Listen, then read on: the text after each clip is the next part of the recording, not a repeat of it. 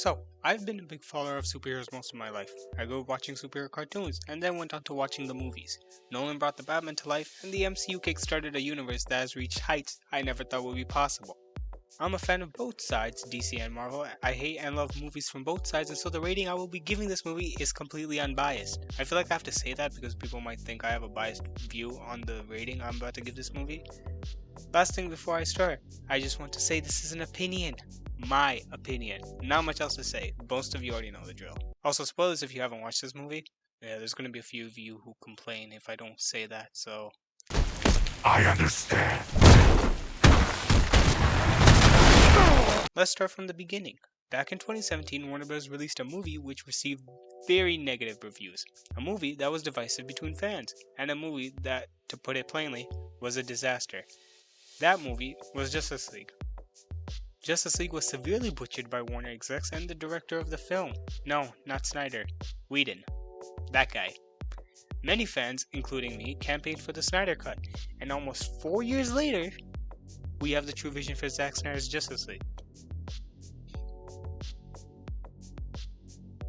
Snyder's Justice League is proof that a director's vision counts. The story in Zack Snyder's Justice League works much better and flows much better. It makes more sense overall. Cyborg easily became one of the best characters in this film. He goes through an emotional journey in this movie that was completely cut in the theatrical release. He learns about his powers, he grows, he learns to trust, to move on, to work with others as a team, and I cared. We see him help people because he has a good heart. He helps a woman with money issues, a woman he doesn't even know, and I care.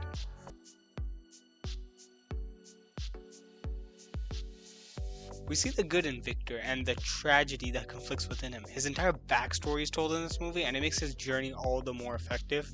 Zack Snyder's Cyborg compared to Whedon's Cyborg is night and day, because not only was Cyborg's backstory cut from the theatrical release, but so was his heart.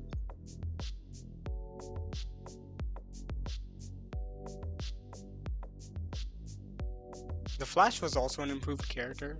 He was that one character I was most excited to see on screen in Zack Snyder's Justice League, and he didn't disappoint. Flash gets more room to breathe in this movie, and it benefits Miller's performance even more. He has more growth in this film, and he does more in this film compared to what he did in Justice League. His contribution to the final fight isn't just him pushing a car out of an area and being like, Dostoevsky!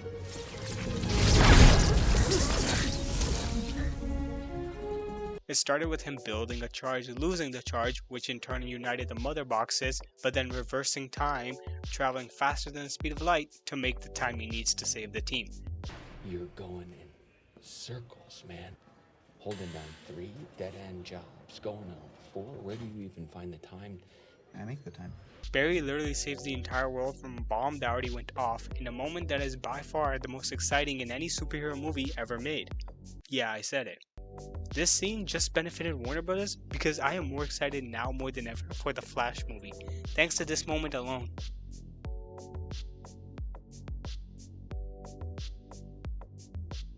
This movie makes me care about each character, which is this movie's biggest triumph over Justice League.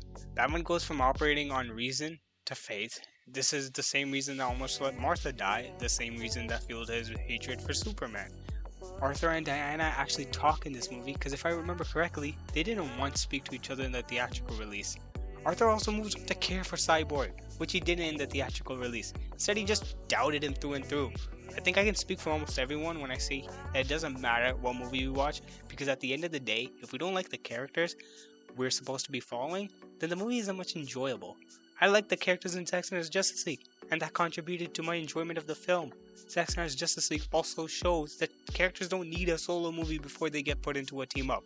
And if Warner trusted Snyder, trusted his vision, and his passion for these characters and the story he wanted to tell, I think more audiences would too. Hashtag restore the Snyderverse.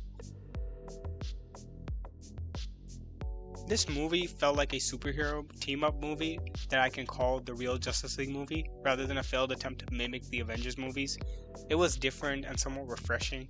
The Justice League save people in this movie. They don't stand around throwing jokes at each other as people die in the next room over. Even ignoring the fact that a crappier version of this movie came out in 2017, this movie on its own is really, really good. And I think thanks to its little moments, it makes the bigger moments more impactful. Side thought, did this scene remind anyone of that one Justice League animated episode where Flash saves a couple from falling debris? Because it did for me.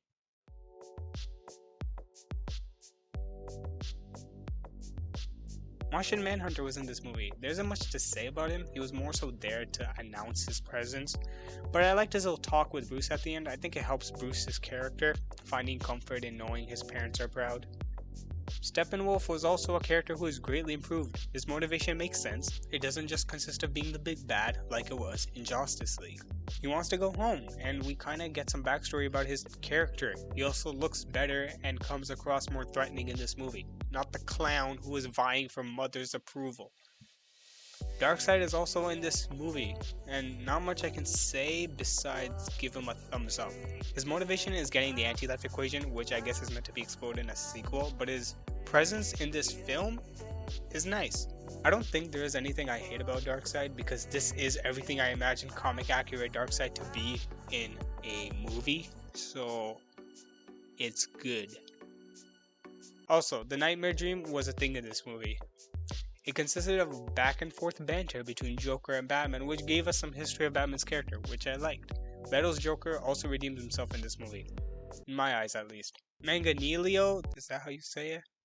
Manganiello also reprised his role as Deathstroke, and as a person who wants a project that involves Joe's Deathstroke, yeah, I'm just gonna stick to his first name, I was happy he reprised his role in this movie, and hopefully he will play more of a role in the current DCEU. Hashtag announce the Manganiello Deathstroke movie and a Batfleck one. Now let's get into the things I didn't like, which isn't a lot. I think the 4-hour runtime definitely could have been cut shorter. The slow motion scenes were a tad bit too much at times. Not anything I would hate the movie over, just that some scenes didn't need them. But the runtime is my biggest complaint. I want to watch this movie again, but I need to plan out timings to watch this movie just because of how long it is.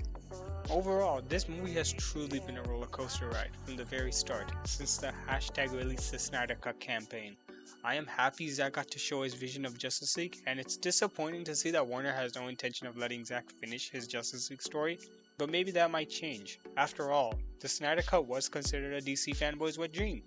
I'm not lying with that last line. Thank you, Zack Snyder, for this movie, for your vision for the real Justice League.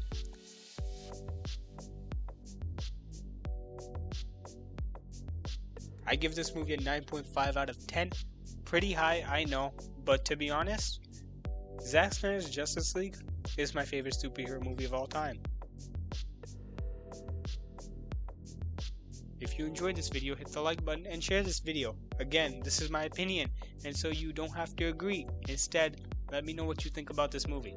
If you are new, I do several types of content on my channel, so if you like gaming videos, reaction videos, movie reviews, game reviews, etc., I got it. The channel is a good all-rounder, and I will start rolling out more videos with a more consistent upload schedule hopefully soon, and so a sub would be much appreciated. Until next time, take it easy.